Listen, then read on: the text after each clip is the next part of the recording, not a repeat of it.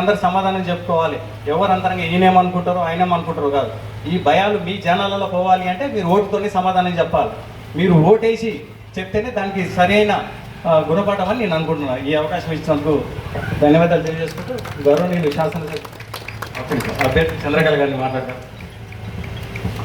ముందుగా ఇక్కడికి వచ్చిన అన్నదమ్ములకి అక్క చెల్లెలకి అందరికి కూడా నా నమస్కారం. అలాగే నాకు సపోర్ట్ చేసే నా కోసం ఈరోజు నాకు ధైర్యాన్ని నింపడానికి ఇక్కడికి వచ్చిన MLA sir ex MLA sir Ravindra Kumar గారికి నమస్కారం. అలాగే ఇక్కడ వేదిక మీద ఉన్న ప్రముఖులందరికీ కూడా నా ఒక నమస్కారం.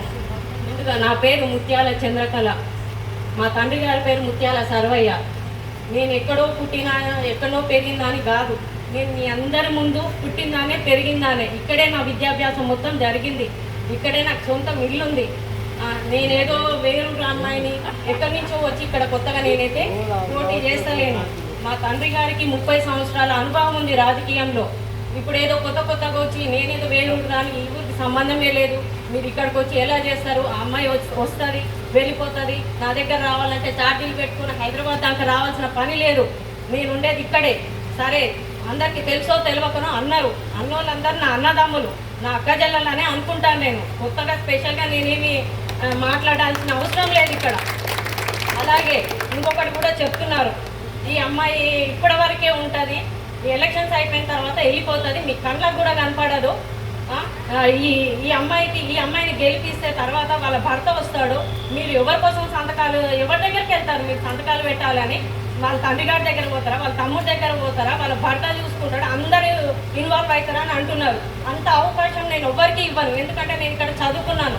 నామమాత్రంగా ఒక ఆడపిల్లని ముందర పెట్టి అనవసరమైన రాజకీయాలు చేయకండి. ఎందుకంటే నేను చదువుకున్నాను, ప్రతిదీ నేను మానిటర్ చేస్తాను. మా అన్నగారు రవికుమార్ కూడా ఉంటారు, మీకు ఎప్పుడు అందుబాటులో ఉంటారు. మీకు అందరికీ నేను పరిచయం చేయాల్సిన అవసరం లేదు. ఎందుకంటే ఇక్కడ రవణకి ఇక్కడ మన ఎక్స్ ఎమ్మెల్యే గారు రవీంద్ర కుమార్ గారికి ఎంతో అభిమానులు ఉన్నారు. అలాగే ఈరోజు ఇంతమంది వచ్చారంటే కేసీఆర్ గారి నాయకత్వం అందరికీ ఉపయోగపడింది. 2 సంవత్సరాల క్రితం వేసిన రోడ్లు మాత్రమే ఇవి, డ్రైనేజ్ సిస్టమ్ బాగాలేదు. ఇక్కడ ఏమంటున్నారో, మీ కాలు ముళ్ళు కూర్చుకుంటే నేను నోట్లు తీయాల్సిన అక్కర్లే, ముందు నేను ఆ ముళ్ళే కూర్చుకోకుండా చూస్తాను అంటున్నా. ఇక్కడ డ్రైనేజ్ సిస్టమ్ బాగాలేదు, రోడ్ సిస్టమ్ బాగాలేదు. మేము ఇక్కడే పెరిగాను, నేను ఇక్కడ ఉన్న సమస్యలన్నీ నేను ఖచ్చితంగా చూశాను. ఎందుకంటే మేము బిందెలు పట్టుకొని ఇక్కడ అందరూ కూడా వరుస పెట్టి ట్యాంకర్ల దగ్గర నిలబడ్డ మనుషులే ఇక్కడ. ఇప్పుడు ఏ అమ్మ కూడా బయటికి వెళ్ళి బిందెలు పట్టుకొని బోరింగ్ల చుట్టూ తిరిగేది అసలు ఇంతవరకు చూడలేదు. ఎందుకంటే అదంతా కారణం మన మిషన్ భగీరథ అనే పథకం ద్వారా.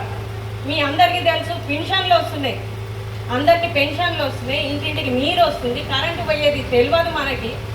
కాంగ్రెస్ వచ్చిన తర్వాత ఏం జరిగిందో అందరికీ కూడా తెలుసు, నేను ప్రత్యేకంగా కొత్తగా చెప్పాల్సిన పని లేదు.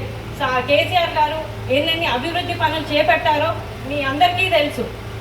నేనేమన్నా తప్పుగా మాట్లాడుంటే క్షమించండి. అలాగే ఇంకొక మాట కూడా చెప్పాలనుకుంటున్నాను. నిజం చెప్పాలంటే పైన ఉన్నది బీజేపీ, మన ప్రధానమంత్రి బీజేపీ, ఇక్కడ ఉన్నది కాంగ్రెస్. సరే, ఇక్కడ ఉన్న ప్రజలందరూ ఓటేస్తేనే అందరూ ఉన్నతమైన స్థానంలో ఉన్నారు.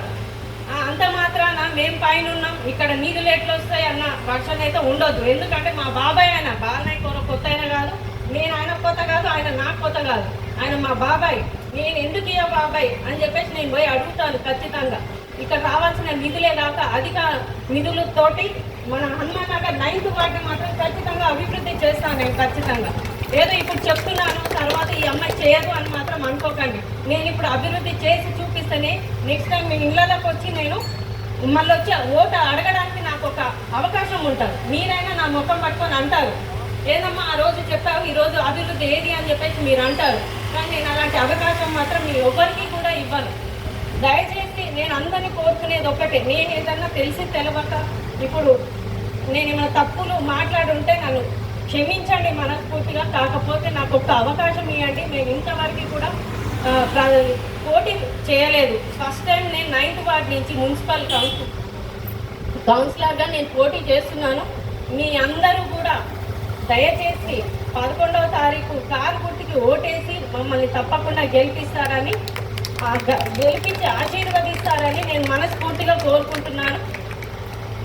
నమస్తే అండి అందరికీ.